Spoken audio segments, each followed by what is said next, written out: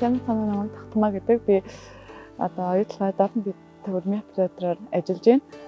Сургуулаа төгсөө шууд Хамбогд руу орж ирсэн. Тэгээ Хамбогдод хичээхаа хүүхдийг харахаар ирснээс ахуулаад аюул толгойтой холбогдсон байгаа.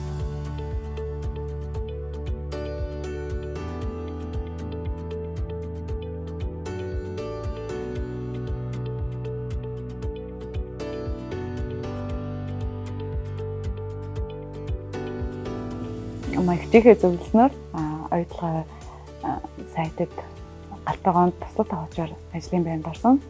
За тэгээд дараа нь SSM-ээс гараад харуул хамгаалтын компаниас жил орчим ажилласан.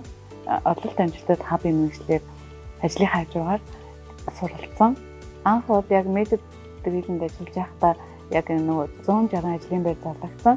Тэдэн дээр болохоор яг өөрийн мэргэжлийн төвшөнд бол өөрийн чадрынхаа үндсэн дээр яг маш олон ажлын байрнуудаас яг сонгосон л да. Тэрэн дотор яг ил уурхай урмын оператор гэдэг байсан. Үнэхээр гоё өрөмтэйг ойр ажиллаж байгаа учраас илүү ойр байгаа надад маш гоё санагдсан. Ер нь бол яг тухайн хүний 100% мэдрэмж яг өрмөөрийнхөө машины мэдрэмж дээрээс нь одоо тэр газрын гүнд болж байгаа тэр процесс эргэл дарал бүх юм ингээд харж мэдэрч өрөмдөнтэй. Тэгэхээр шууд эргэл даралтаа өгөөл ингээ өрөмдөд авах юм бол өмнө машинаа шийдэн тий.